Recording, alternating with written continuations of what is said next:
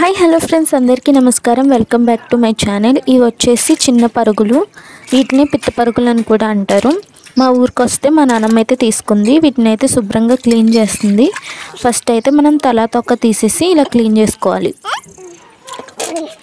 Next నేనైతే ఈ కత్తిపీట మీద ఆనియన్స్ అయితే కట్ చేయడానికి చూస్తున్నా. ఫస్ట్ అయితే ఈ ఆనియన్స్ తొడుములు తీసుకోవాలి. అండ్ ఈ ఆనియన్స్లో చాలా మట్టుకి మొలకలు వచ్చేసినాయి. ఈ ఆనియన్స్ అయితే నేనైతే ఏం చేస్తున్నానంటే మా ఇంటి పక్కన పెరడు ఉంటే ఆ పెరట్లో అయితే పాత పెడుతున్నాను. ఫస్ట్ అయితే వీటిని ఆ పైన పీల్ మొత్తం తీసేయాలి. మొత్తం పక్కన పెట్టేసుకున్న తర్వాత మనం అయితే తురమడం స్టార్ట్ చేయాలి. అలా అయితే ఈజీగా ఉంటుంది. వన్ బై వన్ మొత్తం తీసేసుకొని ఫస్ట్ అయితే పక్కన పెట్టుకోవాలి. అలా చేసిన తర్వాత ఇది కనిపిస్తుంది కదా, ఇదైతే ప్రతి వాళ్ళ ఇంట్లో ఉంటుంది. దీన్ని అయితే మనం ఆనియన్స్ తురుముకోవడానికి యూస్ చేసుకుంటాం. దీంతో ఈజీగా వచ్చేస్తుంది అనమాట. మనం మిక్సీలో కూడా వేసుకోవచ్చు, బట్ ఇలా చేయడం వల్ల టేస్ట్ అనేది ఎక్కువ ఉంటుంది. కేర్ఫుల్గా చేయాలి, లేకపోతే వేలు కట్ అయిపోతాయి. మీలో ఎంతమంది ఇంట్లో ఇదైతే ఉందో చెప్పండి. తురిమేసిన తర్వాత తురుము అయితే అలా ఉంటుంది. ఆనియన్ అయితే చాలా తక్కువ తీసుకోవడమే బెటర్, లేకపోతే ఎక్కువైపోతుంది. అప్పుడు తీపి అనేది ఎక్కువైపోతుంది అనమాట. ఇవైతే మిర్చి, ఇంకొక 5 మిర్చి కట్ చేసుకున్నా. ఇది ఉంటుంది కదా వేస్టేజ్, ఈ వేస్టేజ్ని అయితే మనం మొక్కలకు పోసుకుంటే ఇదైతే మంచిగా వాటికి ప్రోటీన్ ఇస్తుంది. నెక్స్ట్ మా నాన్నమ్మ అయితే ఒక దాక తీసుకుని దాంట్లో ఆయిల్, చేపలు, ఆనియన్, పులుసు, కారం, ఉప్పు మొత్తం అన్నీ వేసి కలిపేసి పెట్టుకుంది. కొంచెం సేపు పక్కన పెట్టిన తర్వాత అలా కలుపుకున్న తర్వాత మనమైతే బాగా మిక్స్ చేసుకోవాలి. తర్వాత స్టవ్ ఆన్ చేసుకుని దీన్ని అయితే మనం స్టవ్ మీద పెట్టుకోవాలి.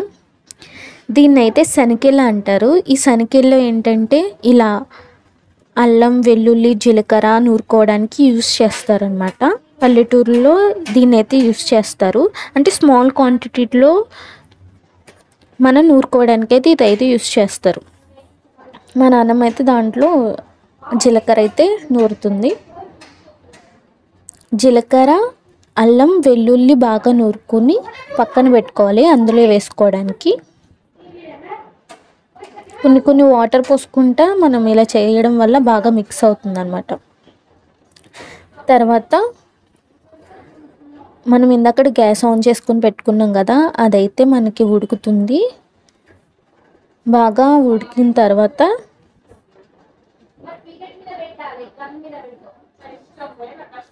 చూసుకోవాలి మనం క్వాంటిటీ అయితే ఎలా ఉంది ఏంటి అని చెప్పేసి. చూసుకున్న తర్వాత మనం అయితే మిక్స్ చేయకూడదు. మిక్స్ చేస్తే ఆ ముక్కలు అనేవి విడిపోతాయి. ఈ మసాలాను అయితే దాంట్లో వేసుకోవాలి. ఇప్పుడు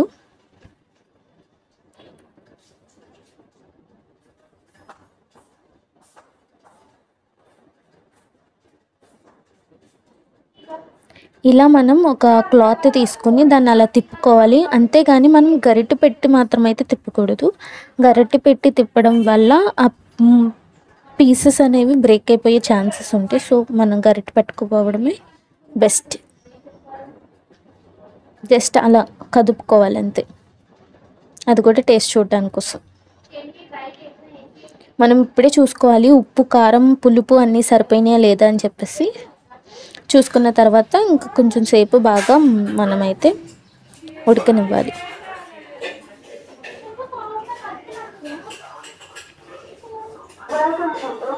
అంతేనండి, మన చేపల పులుసు అయితే ఇప్పుడు రెడీ అయిపోయింది.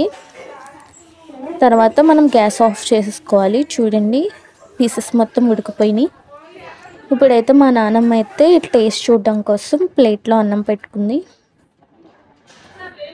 నేను అడుగుతున్నా మా నాన్నమ్మని, మా నాన్నమ్మ వండిన కర్రీనే మా నాన్నమ్మని అడుగుతున్నాను టేస్ట్ ఎలా ఉందని చెప్పేసి. మా నాన్నమ్మ ఆల్రెడీ వేసేసుకుంది, టేస్ట్ చెప్పమని చెప్పేసి ఇంకా కొంచెం కర్రీ నేనే వేసాను ఎక్స్ట్రాగా. కర్రీ అయితే సూపర్ ఉంది. మీరు కూడా మీ ఇంట్లో ఈ రెసిపీని అయితే తప్పకుండా ట్రై చేయండి. మీరు కనుక మన ఛానల్ని సబ్స్క్రైబ్ చేసుకోకపోతే సబ్స్క్రైబ్ చేసుకుని లైక్ చేసి షేర్ చేయండి.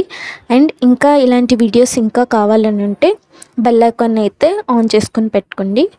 అంతే ఈరోజుకి వీడియో. నెక్స్ట్ వీడియోలో మళ్ళీ కలుద్దాం. బాయ్.